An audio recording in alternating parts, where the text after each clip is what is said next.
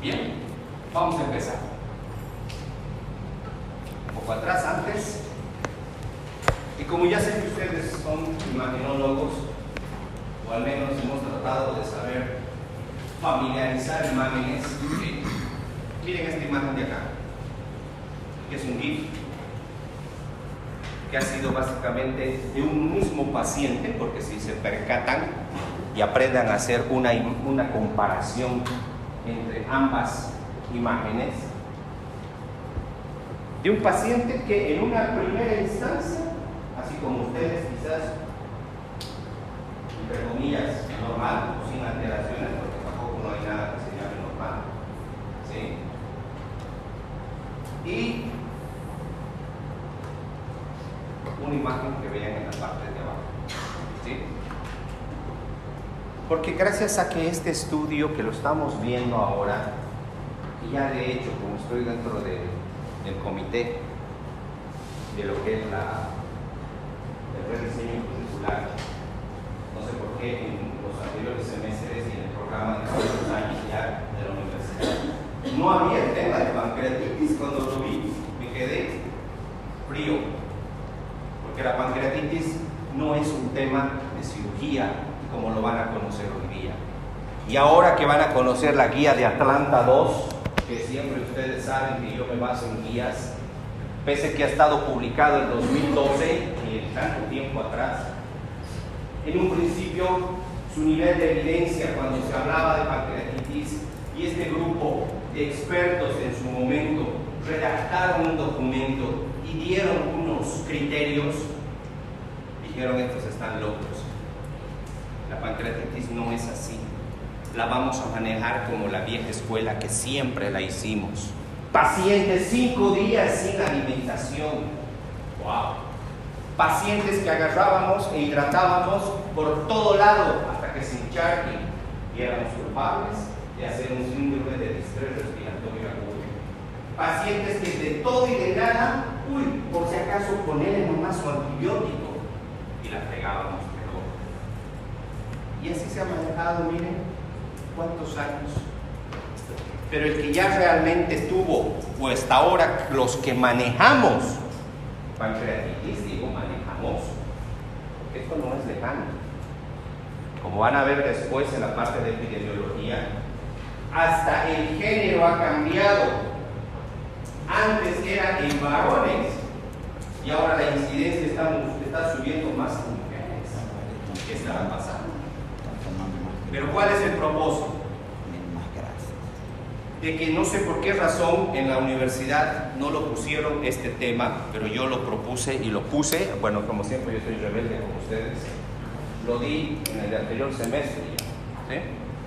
Y este año, como en este semestre me invitaron a ser parte de ese comité, ya lo propuse, lo impuse y expliqué y fundamenté por qué. Porque también en la guía de Atlanta 2 dice que aunque sea la causa quirúrgica una colelitiasis, no se puede operar hasta que este páncreas clínicamente haya mejorado.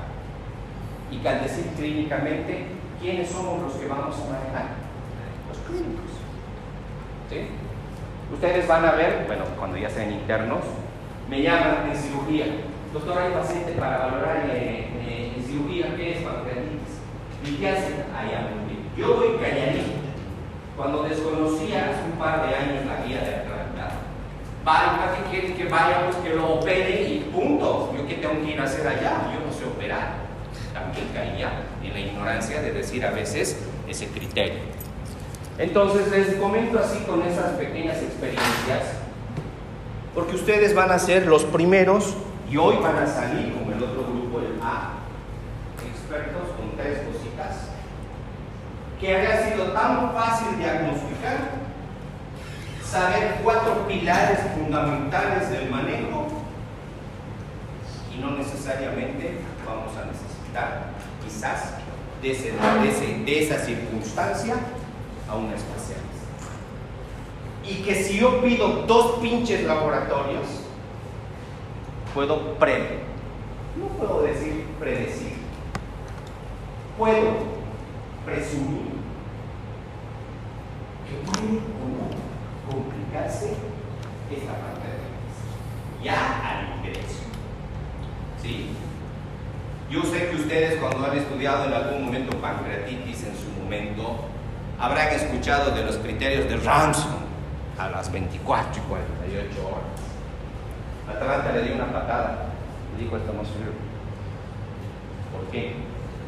Como vamos a ver, desde la definición empieza con una palabra que la van a conocer, y saltó un criterio que no era ni siquiera nuevo, pero ya les digo, en 2012 nadie le tiró pelota. Y ahora que han ido haciendo estudios, toda la guía de Atlanta 2, porque es el número 2, lo aplicamos con mejor pronóstico del paciente, menos complicaciones y estadías más cortas en los hospitales. Cuando uno entraba a una sala de hospitalización con pancreatitis, 21 días se tiraba un paciente, hasta que su amilasa y lipasa terminen en cifras normales. Ahora ya no. Esos 21 días les metían sonda nasoyeyunal, tratando más bien de ayudar a que su flora bacteriana intestinal prolifere esas bacterias, y son las culpables de la sobreinfección bacteriana. Ahora ya. Entonces, con esta introducción vamos a empezar este tema, porque, bueno, ya han venido a práctica, creo algunos ya hemos hablado un poco de esto, se les ha adelantado un poco de esto, porque no les sido difícil saber llegar a un diagnóstico, pero teniendo conocimiento de 3 puntos que hoy los vamos a conocer. ¿Sí? Y si está en la diapositiva número 1, una fotito que ahí ven, ¿quién se anima a decir cuál es el páncreas acá? ¿O no se ve?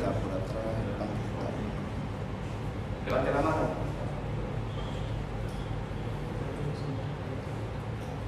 Si los que saben, bueno, vamos, y eso también es propuesto. Bueno, ustedes tal vez ya no van a ser los beneficiados.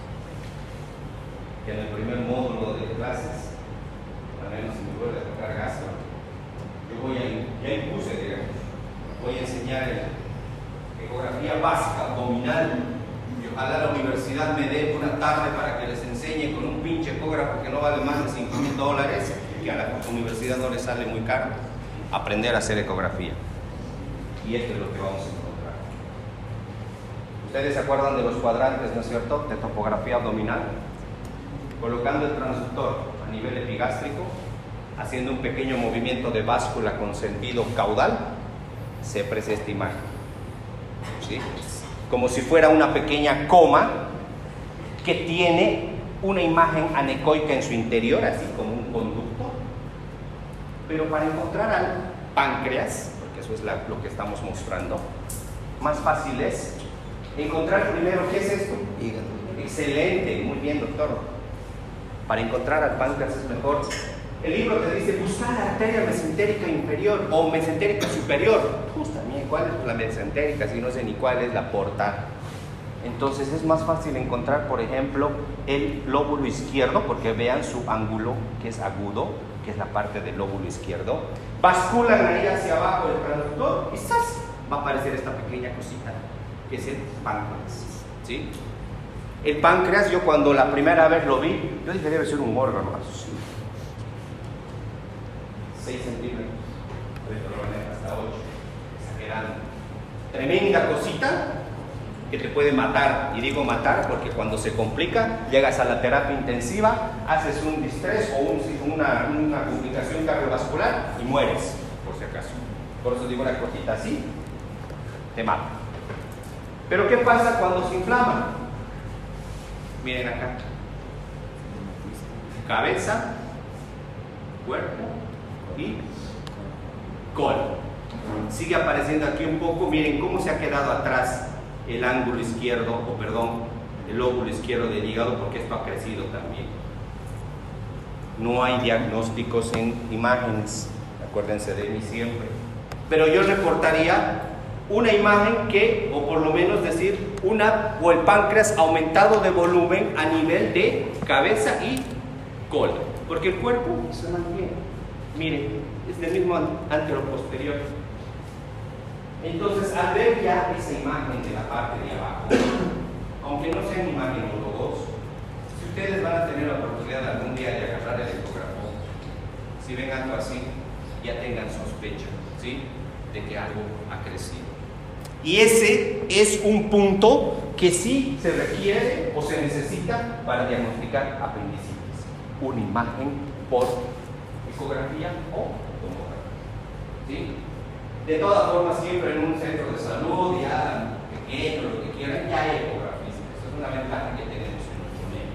Pero aquí hay una clave que les voy a ayudar, porque también en la práctica lo hemos hablado. Y ha sido un caso muy particular, porque yo yéndome el día martes, tipo 7 de la tarde de acá, me llama una compañera de ustedes que ha estado casi del anterior semestre, y me dice: doctor, quiero que me asesore. Le cuento que a mi primo lo quieren operar de pancreatitis. ¿Cómo? Yo me paré ahí. Paré el coche incluso a un costado, porque ya me estaba yendo.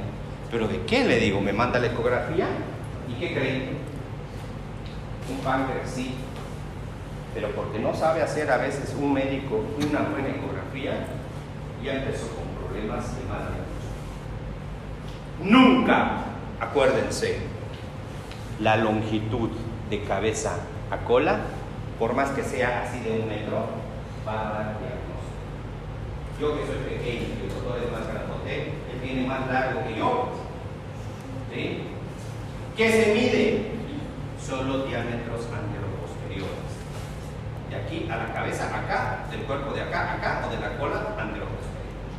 Olvídense, veo la foto y la puedo, se las puedo mostrar, no estoy, y la tengo todavía porque ayer lo vi en la tarde ya con nueva ecografía y con nuevos laboratorios. No era pancreatitis, perdón. ¿Sí?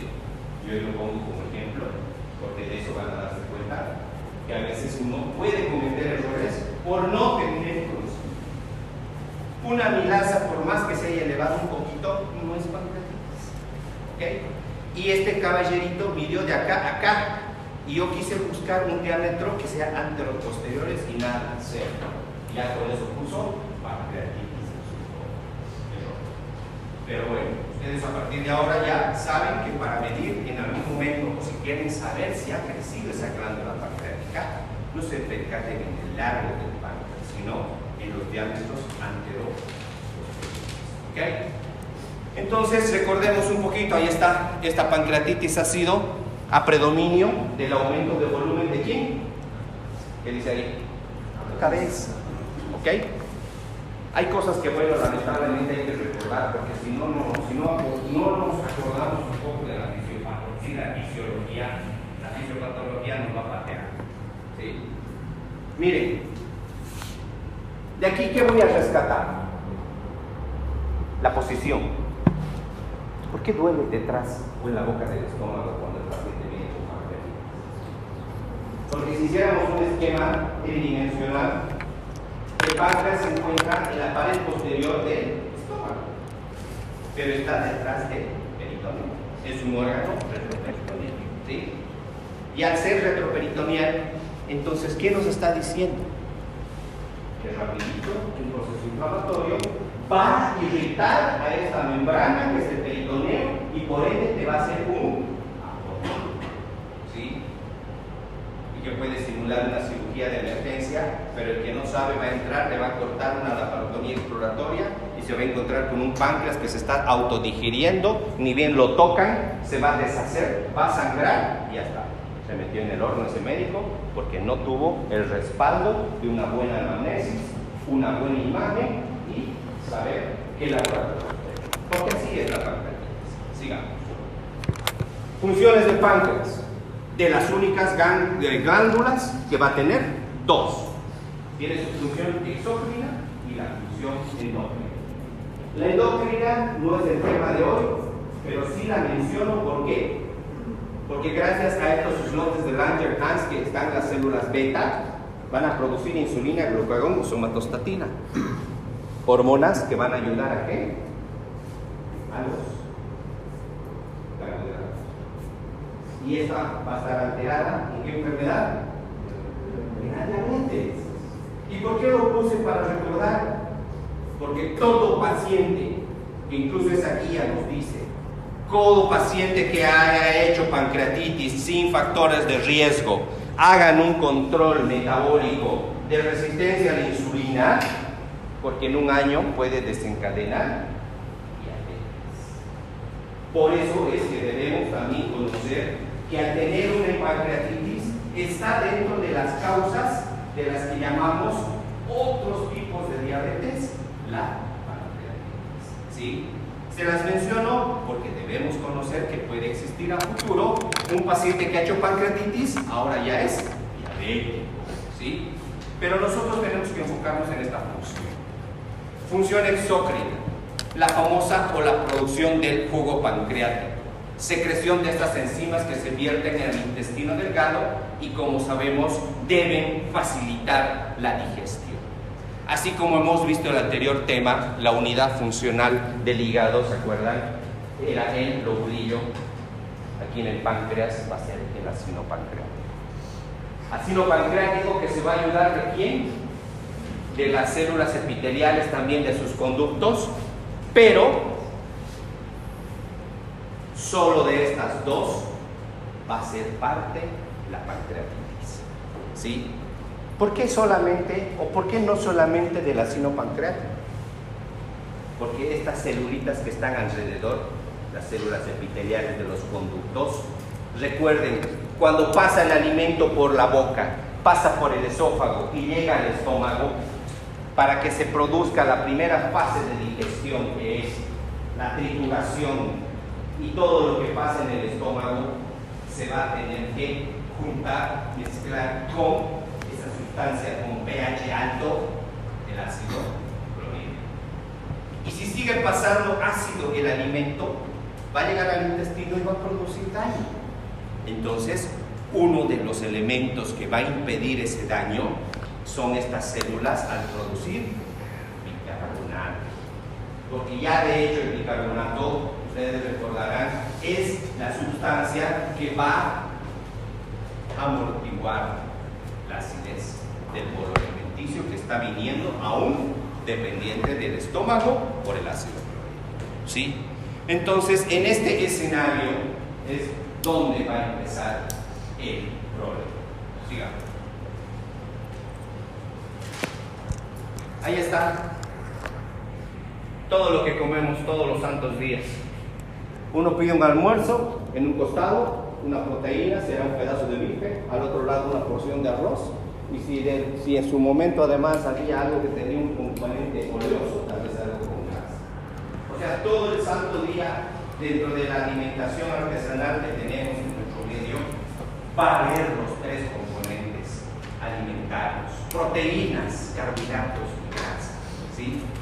Y si no tuviéramos ese jugo pancreático, si no tuviéramos estas enzimas digestivas que se producen en este ácido, no llegaría a terminar de hidrolizarse de los alimentos. ¿Se acuerdan en el tema del síndrome de absorción intestinal deficiente? El agua era el primero que rompía cadenas, ¿no es? Para que en su mínima expresión moléculas grandes terminen en moléculas chicas y estas recién puedan ser absorbidas. Pero también debían participar, y lo hemos dicho, en el páncreas, cuando hemos hablado también de la amilasa. Porque gracias a estas tres, por ejemplo, si vamos a tratar de digerir proteínas, se van a eliminar las proteasas del páncreas. ¿Quiénes son esas proteasas? Tripsina, quimiotripsina y la carboxipolipeptidasa. Tres enzimas que lo que van a hacer es de que de proteína pasen a péptidos y al final degraden a aminoácidos. Porque se acuerdan que solamente una proteína en su forma más mínima de aminoácido el intestino no va a poder hacer. Pero si hablamos de carbohidratos, libera a la amilasa. No está acá, me olvidé, se me borró. Debería estar aquí, su forma más chiquita, los vamos a sacar. Y ya de hecho para las grasas existen otras enzimas que son tres. La lipasa pancreática, que ya la vamos a mencionar, la que va a hidrolizar a los ácidos grasos, La otra que se llama la colesterol esterasa, la que hidroliza los ésteres de colesterol, y la fosfolipasa, la que va a separar los ácidos grasos de los fosfolípidos. Pero ¿qué fenómeno sucede? Me voy a adelantar para no perder secuencia de ellos, está en las demás, pero las otras las voy a saltar. Estas enzimas toditas están, ahorita debería estar en todos nosotros, en el páncreas, toditas esperándonos ahí, calladitas, sentaditas, ¿no es cierto? Porque todos, espero que todos estemos ahorita, por lo menos ya 3 horas de ayuno, ¿no es cierto? O sea, ya han cumplido su función. Pero va a llegar la noche, vamos a salir de acá, vamos a ir a comer algo y probablemente, ¡brum!, tienen que existir señales, señales neurohormonales que digan, a ver, creo que está entrando algo de comer. Estimulemos a que el hígado, el páncreas, empiece a liberar estas enzimas. ¿Y quiénes son estos que van a mandar estas señales? La acetilcolina, la colecistocinina y la secretina. Si quisiera quedarme con uno, esta es la más importante, la colecistocinina. Porque está llegando el bolo alimenticio por la boca, baja por el páncreas, por el esófago, se da su vueltita por el estómago, y al estar ya llegando al duodeno, donde se vacía en un lugar que lo vamos a conocer enseguida, el jugo pancreático, como dice, el contacto simplemente de ese bolo alimenticio en esa zona del duodeno, ¡pum!, activa y dice, salgan, que ya hay alimento y tenemos que ir a hidrolizar. Listo. Hasta ahí sería lo normal. ¿Pero qué pasa? Resulta que la señora que estaba comiendo tremenda cantidad de carnecita, un cerdo, se acordó que ese momento, un dolorcito, ¿qué pasó? Tenía cálculos en la vesícula, hace 3 años que ya le han dicho que se opere, no hizo caso, y bueno, hoy exageró y empezó un colico. O su marido que estaba acompañándola, y antes se fueron a beber, tomó tanto alcohol, que también de la misma forma empezó a hacer espasmos, ahorita les voy a decir quién, y empezó a obstruir el orificio de salida de este líquido, jugo pancreático, ¿sí? El famoso esfínter de Oddi. ¿Qué pasa con el esfínter de Oddi? Me voy a ir un poquito a esta diapositiva, para que no la perdamos. Aquí, quiero que me sigan. El páncreas, saben que tiene un conducto, el de Wilson o el conducto pancreático, ¿sí? Por un lado, y por el otro lado va a bajar la vesícula, el conducto cístico, el cístico y el colédoco. Cuando se une el páncreas o el conducto pancreático y el colédoco, forman un pequeño trayecto minúsculo que se llama anatomos. ¿A quién le gusta? ¿Quién va a ser cirujano? Porque si no encuentran ese conducto, puta, están jodidos. ¿Ah? Sí, con seguridad. La ampolla de Barrett.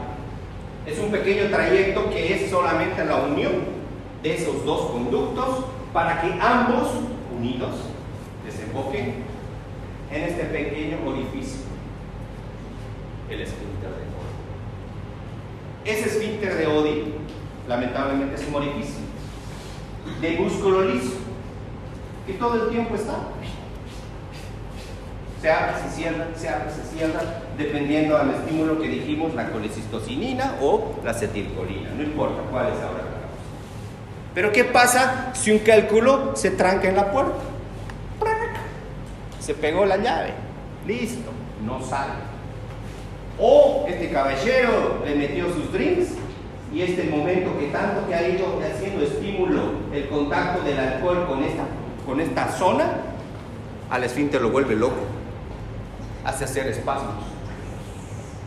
No sabe si se va a abrir, si se va a cerrar, si se va a abrir, si se va a cerrar, o sea, hace como un cierre intermitente. Y ahí empieza el problema. Aumenta la presión ductal intrapancreática, se cierra por cualquier causa. Y en vez de que el contenido del páncreas, que ya hemos dicho, esas 3, 6, 7 enzimas, que en teoría antes que pase el alimento por acá, están sentaditas en su forma inactiva, porque están inactivas, empiezan a activarse dentro del mismo páncreas. Jamás ninguna de ellas debería activarse dentro. Solamente se segrega cuando se encuentran con el alimento. Ahí recién cambian de estructura, cambian de composición y empiezan a hacer hidrólisis, pero jamás aquí adentro.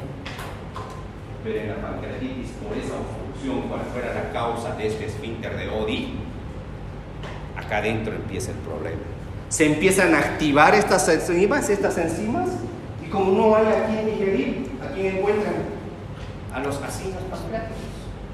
A ellos mismos empiezan a destruirlos. Y ustedes saben que el cuerpo se tiene que defender y va a producir una reacción inflamatoria local, ¿sí? Y al empezar esa reacción inflamatoria local, miren cómo después de cuánto tiempo que ya les he explicado lo que ya tendrían que saber, recién empieza nuestro tema, porque ahí empieza la pancreatitis. Ahora, aquí está. Esa es la nueva definición ahora de la guía que antes era un chorizo, no hace mucho, bueno, lo cambié de la anterior presentación que tenía de mis residentes, porque como dice así tan sencillito lo ha vuelto a tratar. Inflamación aguda del páncreas, que puede causar complicaciones sistémicas, ¿sí? O sea, a nivel general. Voy a mandar células inflamatorias porque esto se está descontrolando al riñón, listo. Voy a mandar al hígado, listo. Voy a mandar al pulmón y empieza la pancreatitis grave. O solamente se van a limitar a ser solo locales, en el solo páncreas. Por eso puede producir una disfunción y una falla orgánica. El paciente no se muere de pancreatitis, se muere por una falla multiorgánica, por esa inflamación sistémica generalizada, por si acaso. Acuérdense de que morían los pacientes por COVID en esta pandemia. No era porque el virus estaba vivo, sino era por una reacción inflamatoria descontrolada, la famosa tormenta de citoquinas, que han hecho una reacción tan severa y una respuesta inadecuada del huésped que nunca pudimos controlar. Por eso al final usábamos corticoides y pulsos de metilprednisolona. Y al final hasta anticuerpos, bueno, mucimab y demás. Algo similar ocurre. Ahora, etiología, eso es lo bueno. Gracias a Dios, el 80% a nivel mundial de las pancreatitis son las formas leves. Y solo las 20% restantes son las graves o moderadas, de las cuales el 64% o la principal causa, si preguntara a nivel mundial, sigue siendo la virilidad. En segundo lugar, la alcohólica, y en tercer lugar, por triglicéridos, pero por aumento de los triglicéridos. Se los puse acá una lista larga, porque si tuviera que darles todas las causas, hasta farmacológicas hay, pero dentro de la literatura, para resumir, son 4 las más importantes. ¿Cuál falta? Me dirán. La que está haciendo hasta ahora mucha controversia, la que me ha tocado hasta a mí vivirla. La cuarta es la idiopática. ¿Qué significa idiopática? Que no se sabe qué viola ha pasado, pero se han activado las enzimas. He hecho todos los estudios que tengo a mi alcance y no se puede encontrar la causa. Y esa hace unos 5 o 10 años era la 8ª causa y ahora está en el 4º lugar, pero según los pronósticos dicen que en 10 años va a ser el 2º. O sea, habrá que estudiar qué está pasando para que la idiopática esté subiendo tan rápido en su posición. Sigamos, esto ya lo hemos dicho, esta es la parte del alcohol que lo hemos dicho. Esto es un poquito las fases resumidas de lo que ya más o menos hemos hablado, ¿sí? De lo que de una pancreatitis leve, porque eso es lo que pasa el 80%, si incluso puede ser culpa nuestra, espero que nunca llegue a eso, la grave, o la que se llama necroorragia, ¿sí? Lo primero que ocurre, al haber ya activación de esas enzimas, una fuga microvascular y edema. O sea, ¿qué significa? Al haber ya liberación de toda la cascada de la inflamación, ¿qué va a pasar? Primero, siempre el órgano o el tejido se va a edematizar. Y al haber esa edematización, también va a haber un proceso de saponificación de grasas, lo llaman, que va a dar lugar a que aparezca una necrosis grasa, porque las lipasas van a degradar al tejido graso, las van a destruir. Por eso es que empieza a aparecer zonas de isquemia. Y esta inflamación, como todo, al haber inflamación, ¿qué ocurre? Como lo que han visto alguna vez los que van en el horario de visita a mi hospital. ¿Han visto señoras que están con su pie así con celulitis?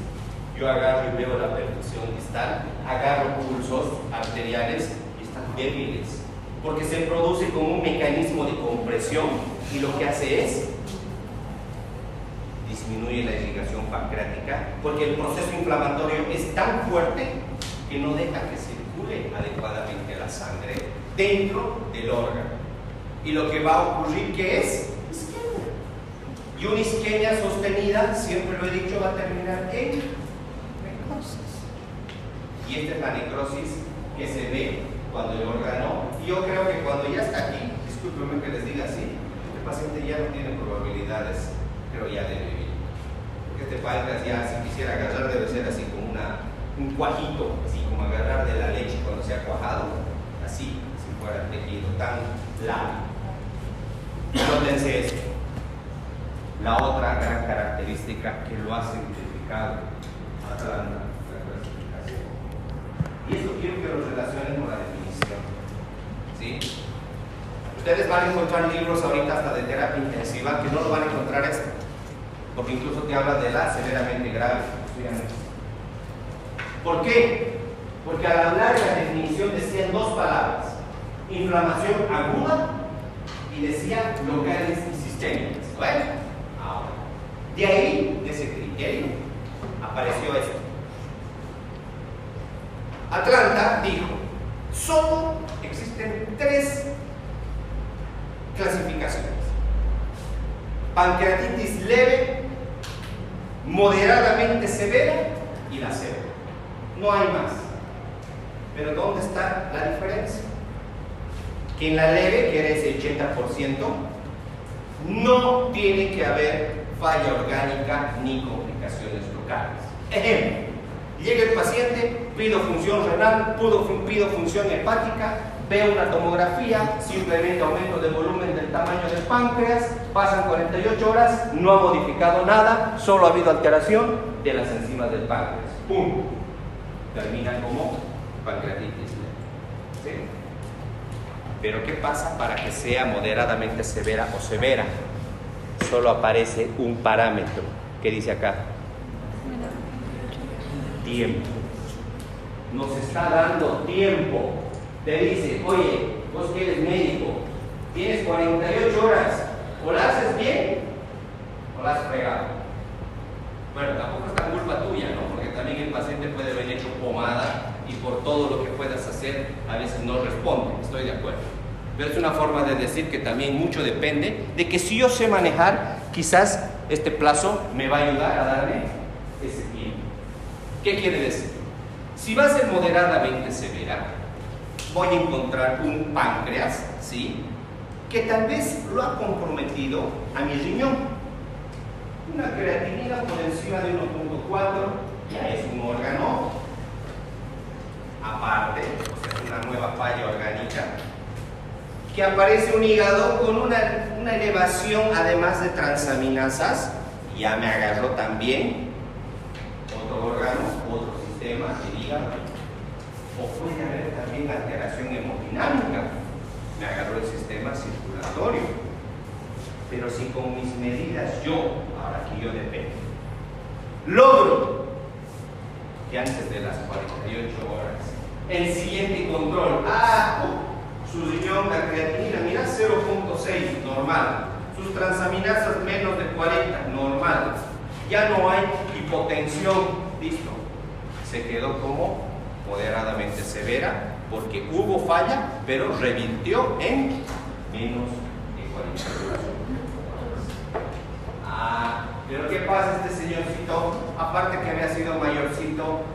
tenido diabetes o pongámosle una comorbilidad que quiera.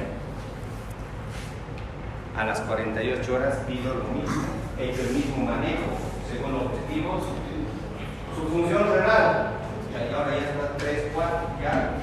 Mira, no solo ahora está elevado a las transaminasas, también la albúmina, mira su bilirrubina, por eso está biférico. Pasa a ser severa, y esto pasa ¿a dónde? A una terapia intensiva. ¿Por qué? No porque las enzimas se estén disparando, como me hizo una pregunta un estudiante el otro día. ¿Es porque, doctor, la aminasa se está yendo a todo lado? No.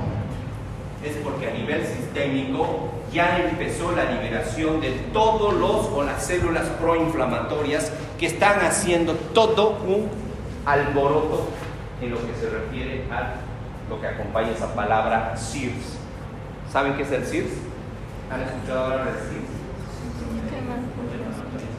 Excelente. Eso que dijo el doctor, síndrome. Dígalo, doctor, fuerte. Síndrome de respuesta inflamatoria sistémica. Eso.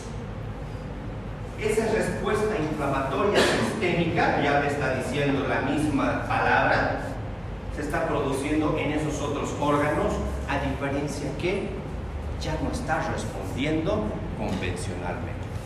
Ahí está. ¿De dónde se ha sacado? Miren, no les he mentido. El 2012 ya se ha planteado todo esto. Y ahora el colega que está manejando eso, y lo estamos manejando, no solo en Bolivia, en todo lado, acá, ¿sí? Porque ha ganado niveles de evidencia 1A, 1B, en el peor de los casos 1B. ¿Sí? Sigamos. Fases de la pancreatitis. ¿Qué pasa en la fase 1? Activación, ya lo he dicho, intrapancreática de las enzimas y por la lesión, y empieza la lesión de células acinales. Se autodigiere. En la fase 2, empieza la activación por quimioatracción y secuestro de neutrófilos en el páncreas. Se va a originar una reacción de inflamación o inflamatoria, primero intrapancreática. Y obvio, en la 3 ya va a empezar a órganos distantes. Así como el tumor va a mandar por sangre y va a metastizar a todo lado, más o menos, para que me entiendan. Sigamos. Aquí empieza lo bonito. Lo bonito y lo fácil. Vean bien esa diapositiva, doctorcitos. 7 puntitos que si ustedes toman como un checklist en ese paciente que va a entrar poco más así, primera sospecha, pancreatitis aguda. ¿Sí? Localización, epigastria. Desencadenante, ingesta copiosa rica en grasas o exceso de alcohol. ¿De qué tipo? Continuo, no va a parar. No es el de tipo cólico como cuando a veces nos da hasta por una vesícula. Y para, te relajas. No, este no para desde que empieza, porque ya les dije que el peritoneo está adelante y lo va a parar más bien un abdomen agudo. ¿Qué calidad o cualidad va a tener? Sordo. ¿Cómo le duele el paciente? Doctor, no sé cómo es, pero me está volviendo loco. No hay caso ni siquiera de saberlo describir. Por eso dice que su intensidad es 10 de 10. O sea, no viene el paciente, ay, creo que debe ser pancreatitis, por aquí me duele. ¡Qué mierda! Entra doblado así. O sea, ya de hecho, semiología del dolor y este dolor de tipo pancreático es el primer criterio para el que quiere diagnosticar pancreatitis.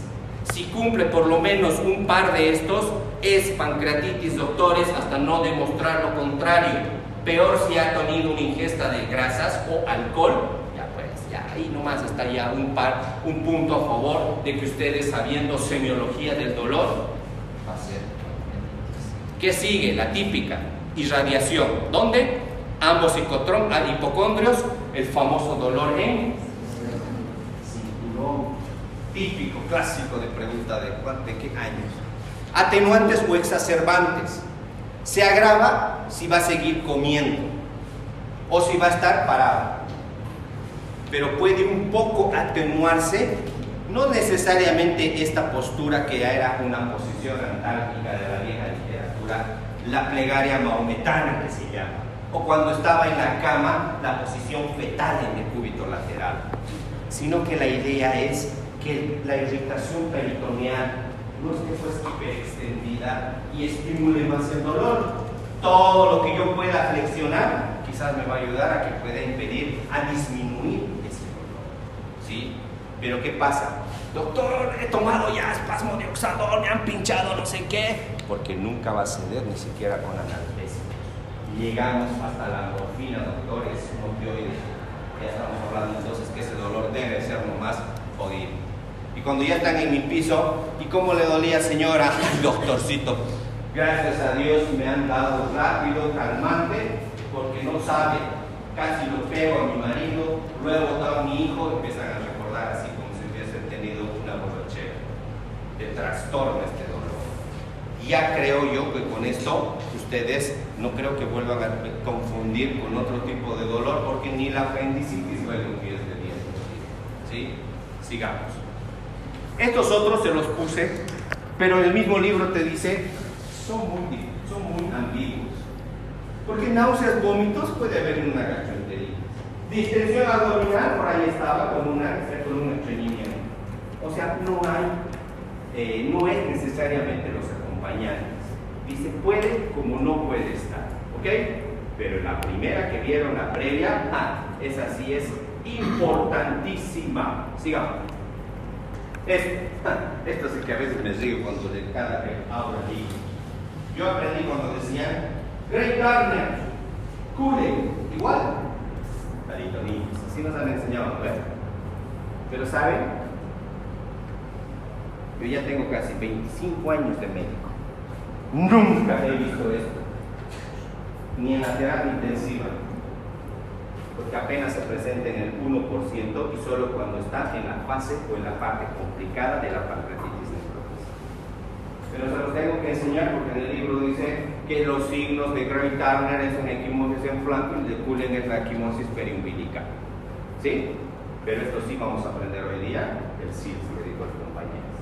Pero para que lo vean, porque siempre van a preguntar, hasta en la residencia me preguntaban. Signos patológicos de pancreatitis, ¿verdad? Pero en la vida real muy pocas veces se ve. Sigamos, aquí está. Sáquenle foto de estos chicos porque con esto ya ustedes van a ser pancreatólogos, se diría. Porque gracias a estos 3 puntitos que se los dije al principio de la clase, ustedes van a ser capaces de poder diagnosticar así, sin llamarle a su médico, sin saber que está ahí el internista durmiendo o se ha ido a comer o a almorzar o a cenar y decirle, ¿sabe qué, doctor? Afuera tengo un paciente que es pancreatitis. ¿Por qué pancreatitis? ¿Quién te ha dicho que es pancreatitis? Porque sí, doctor. Este paciente ha venido con un dolor después de haber consumido alimentos colecitoquinéticos, llamémoslo grasa. Doctor, era 10 de 10. Usted no ha visto cómo ha llegado ese paciente. Era epigástrico. Tenía su irradiación a ambos flancos. ¿Sí? Además, ya había había a la farmacia, se había colocado analgésicos, no cedía. Y además, él buscaba posiciones altálgicas. Toda la semiología del dolor. El médico que te va a decir, por lo menos se está dando cuenta que sí debe ser posiblemente pánico. Doctor, segundo punto que yo le digo que por qué es pancreatitis, le he pedido pruebas por las enzimas pancreáticas. Ni siquiera te está diciendo aquí, pedirle hemograma, pedirle PCR, pedirle esto, nada. Solamente pedirle las 2 importantes enzimas que se dan en el páncreas, que son lipasa y amilasa. Pero tiene que haber una condición. 40-60 es un rango generalmente en todos los laboratorios de valor normal. Para que sea pancreatitis, no puede ser 70, no puede ser 74. Tiene que superar 3 veces el valor normal del laboratorio. Eso sí tienen que considerar siempre, ¿ya? A veces, como me pasó ese señor del caso de la estudiante de compañera de ustedes, no superaba ni las 2 veces su amilasa, ni siquiera le pedí lipasa. Está mal, porque saben que la amilasa no es solamente en el páncreas su producción, no es específica, por eso no está rayada, pero sí la lipasa. Entonces, condición, doctor, pero ya le hemos pedido amilasa y lipasa y le comento que está más de 3 veces el valor normal. Está listo. Lo dejaron jodido a ese médico porque ya dijo esta chica o este chico sabe. Porque de 2 de los siguientes criterios ya hizo diagnóstico. Así te lo dice Atlanta. No te dice, pedirle una tomografía, andate primero con el internista o primero con los valores de cirujano. No. Simplemente que después, aquí se hay una aclaración, y está remarcadito del libro, esto lo he hecho un screen del libro, USG, una prueba de imagen. Pero doctor, cuando nos muestra sus imágenes dice tomografía, ¿cuál está? Es verdad. La tomografía debería ser el primer método de diagnóstico en la vieja escuela. Porque en la vieja escuela utilizábamos la tomografía para hacer la escala de pronóstico de Baltasar, una clasificación A, B, C, D y E. Pero ahora la guía nos dice que no. Sirve, ojo todavía, pero nos está diciendo no. Primero, como tampoco sabes interno cuál es la causa de esa pancreatitis, pedirle ecografía. Pero doctora, si dice que el gol estándar es la tomografía, sí, pero la ecografía es mucho más sensible para descartar la principal causa en el mundo, que era pancreatitis, la litiasis, los litos en la vesícula. O sea que al mismo tiempo de ver el páncreas, como se los he mostrado, ahí está la respuesta, porque puse en la primera diapositiva la foto de ecografía de un páncreas, porque si no se los hubiese puesto una tomografía, porque así tienen que verlo en una ecografía, y al mismo tiempo van a ver al lado su vesícula para descartar que no sea la causa biliar. O sea, al mismo tiempo están matando dos cosas a favor del paciente. Entonces, doctor, y decimos una ecografía, no hay cálculos, pero sí está aumentado a predominio de la cabeza, por ejemplo. Ustedes ya han hecho un diagnóstico. Fácil, facilísimo. Solo con saber estas tres cosas. Todo esto pueden pedir. No está mal, porque todo esto ha salido de esa famosa guía, o lo que antes se llamaba los criterios de Hanson, que me han enseñado hace mucho tiempo. Pero lo puse en particular uno y se me olvidó poner el otro. Los signos de mal pronóstico laboratoriales. LDH, que está al revés, en inglés, y el PCR cuantitativo. ¿Sí? Yo pido esas dos burreritas y le puedo decir al paciente o al familiar, ¿sabe qué? Su familiar, cuidado, ha salido más de 500 su LDH y su PCR está en 300.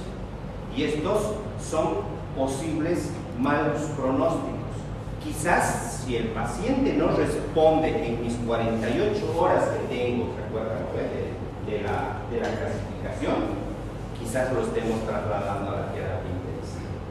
Porque estos marcadores, que también pertenecen como reactantes de fase aguda, nos están diciendo indirectamente una posible complicación inflamatoria sistémica. Eso no lo manejan muchos. ¿Sí? Samson te decía, fíjate la hemoconcentración y fíjate cómo está la hidratación o el calcio. Pero no se va a ir al CIRS con eso. Vas a resolver eso. Pero cuando ya hay signos de una respuesta inflamatoria sistémica o parámetros de una respuesta, ese sí se te va a morir. ¿Ok? Sigamos. Los marcadores séricos no lo voy a repetir. Siempre hay que pedir, siempre, doctores, no hagan como ese colega que me manda solo milasa nomás. Y es que la milasa hay en ovario, hay en glándula parotídea, pero la filipasa solo es exclusivo del páncreas. Ambos tienen que pedir. ¿Quién es más específico? La lipasa. Ahí está otras fotitos. Miren, parece que fuera un páncreas normal, pero miren cómo la cola, su anteroposterior está aumentada de volumen. El que no sabe de imágenes puede decir, no, está normal, parece nomás. Pero miren la cola, tremenda cola que está ahí. Una pancreatitis a predominio de aumento de volumen de su cola. Este otro ya lo vimos, ¿no? De la cabeza. Se pide también algunos otros estudios, cómo se hace la radiografía. Muchos de los pacientes, una de las complicaciones es el derrame pleural en el lado derecho. ¿Sí? Miren, esta imagen envergelada con la curva parabólica de Baseur, que se llamaba. Se pedía antes la radiografía de abdomen, que se ve este pequeño arco negro, la famosa asa de centinela. Ya es un poco menos difuso, ya no tiene mucha fuerza para que les enseñe y digan, esto es lo clave, nada. Si no se los diría. Esto era para que lo lean en casa, esos pinches criterios de Ransom que ya han perdido fuerza. ¿Sí? Pero apareció otra que le dio una patada a Ransom, así, ¡pah! Porque esto lo usan mucho los cirujanos todavía. Bueno, deben tener su motivo, no sé yo, de cirugía. Es más, no tengo ni siquiera habilidad en las manos para hacer una sutura. ¿Le dio una patada a quién? Visa. ¿Sí? ¿Por qué le dio una patada a Visa? Porque es la una, o es el único score que incluye ¿qué? CIRS. Posibilidad de CIRS.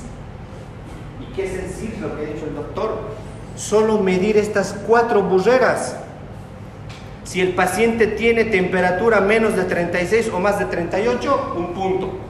Si su frecuencia cardíaca está más de 90 o su frecuencia respiratoria está más de 20 o los famosos leucocitos más de 12.000 o menos de 4.000, ya hay CIRS. ¿Sí? No están llevando conmigo, tal vez que me encanta a mí el tema de sepsis, por eso cuando hay un caso de sepsis en mi visita, los destrozo a mis residentes, porque lo sacaron un tiempo, la guía de supervivencia de la sepsis al CIRS, le quitaron fuerza, dijeron, no, esos términos, esto ya es viejo, como ahorita les estoy hablando de esta otra, ¿no? Pero ahora nuevamente la guía de 2016, ahora ya, ¿cómo se llama? Sepsis del 2022, lo está volviendo a reincorporar al CIRS y le está quitando fuerza al SOFA, que era otra de las evaluaciones o scores. Pero bueno, ese es un comentario. ¿Por qué es Visa? Porque viene de estas palabras en inglés, que no es más que saber el nitrógeno ureico sérico más de 25 miligramos, que hay alteración neurológica evaluado por un Glasgow. La evidencia del CIRS, sabiendo estito, miren, es tan facilito, que el paciente tenga más de 68 años, 60, y un derrame pleural en una pinche plaquita. De 0 a 2 puntos la mortalidad es baja y de 3 a 5 ya. Señora, su familiar posiblemente vaya a terapia. Una pancreatitis estando ahorita en la mañana, en la noche puede estar intubado. Siempre hay que decir esa frase porque puede ocurrir todo con el páncreas. Es uno de los órganos más infames del cuerpo.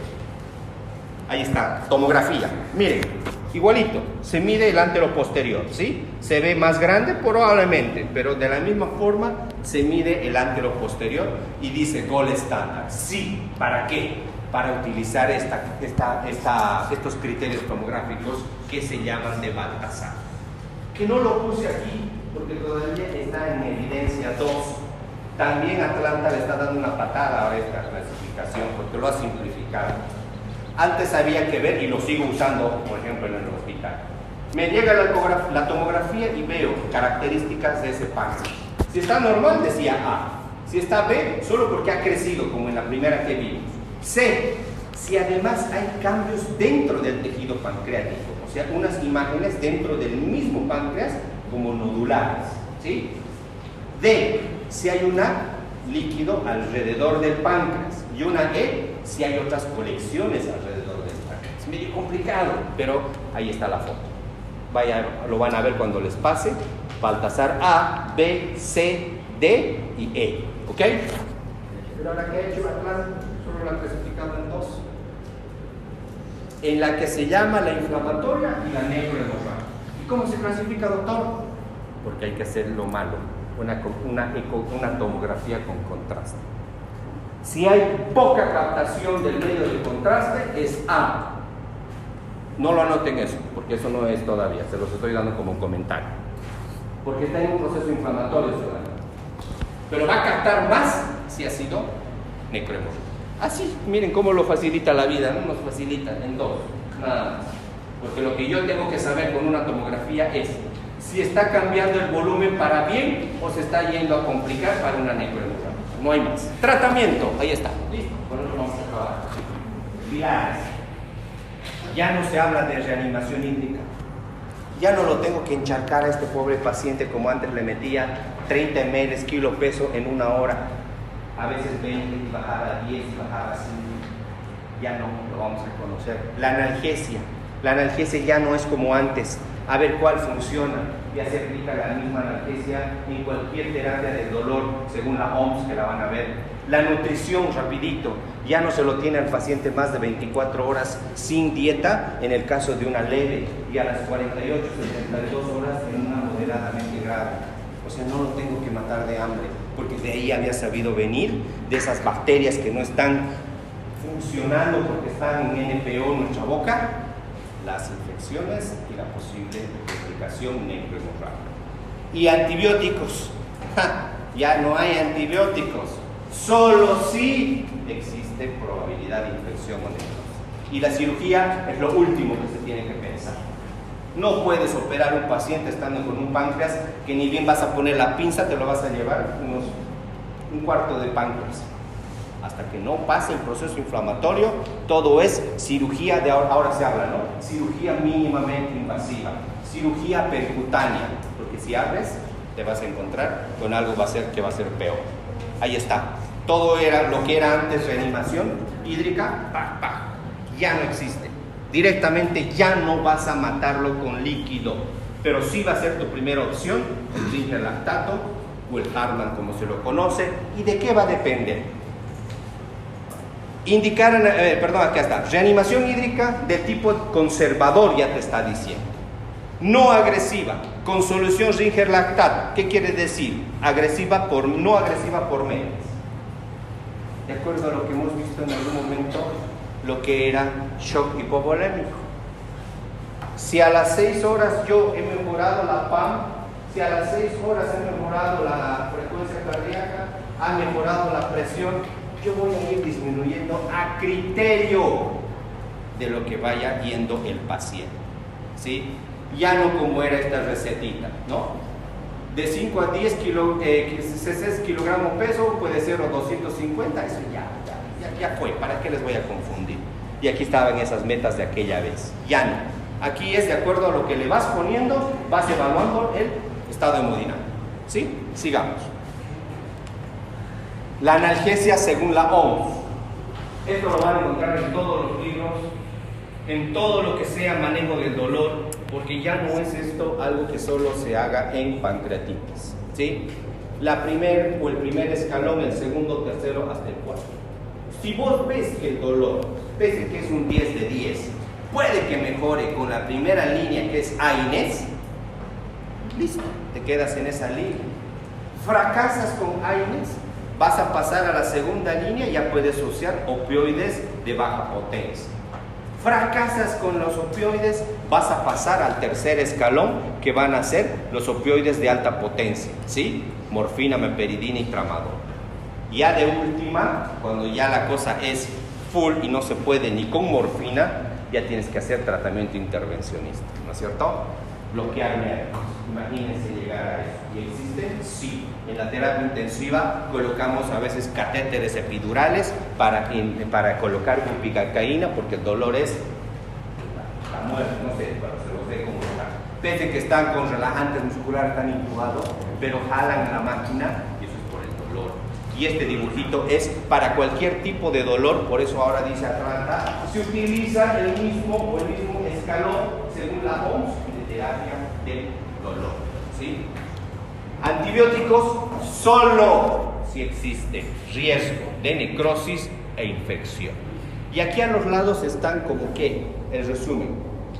La cirugía es lo último que hay que pensar. Por eso les digo, ya todas las pancreatitis están llegando por medicina interna, ¿sí?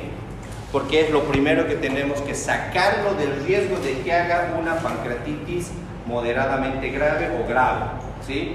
Y si va a necesitar en un corto plazo, que ni siquiera es corto, porque recién al primer mes se ven los pseudoquistes, hay que hacer mínimamente abierta o abierta por drenaje, ¿ok?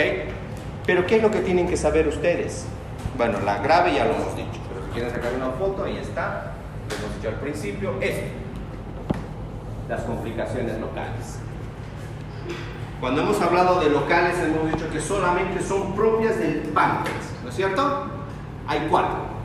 Las primeras que se van a presentar generalmente dentro del primer mes. Colecciones líquidas peripancreáticas, donde se va a ver una pared mal definida que se resuelve, miren, ¿ve? 4 semanas y a veces sin tratamiento. Es decirle, señora, coma sin grasa y analgesia perenne. Punto. O dos, puede haber grados de necrosis gracias a un ataque que se le ha hecho y solamente hay que tratar tal vez los síntomas obstructivos o la posible infección que se pueda haber identificado. Pero las crónicas que aparecen ya después del primer mes, el pseudoquiste y la necrosis amurallada, estas básicamente sí ya van a necesitar intervencionismo, pero generalmente, como les dije acá, ¿dónde está? Son cirugías mínimamente invasivas. Y las sistémicas, con las que tu paciente hasta se puede morir, cuando ya ha diseminado todas las células inflamatorias, la principal causa, o la que peor que pueda ocurrir en el 75%, una insuficiencia cardiocirculatoria. Se te va a infartar ese paciente. O puede haber un colapso vascular. El segundo, como ya hemos dicho que una de las funciones era la producción de insulina, te puede hacer una cetoacidosis diabética o una complicación aguda por la hiperglucemia, ¿sí? Y la tercera ya son las que son de los demás órganos. Un distrés respiratoria, una falla renal que a veces hay que dializar, una falla hepática fulminante, puede haber una falla hemática, gástrica, porque hasta hemorragia digestiva alta hacen por si acaso, ¿sí? Así, queridos estudiantes, ha sido la última clase, hemos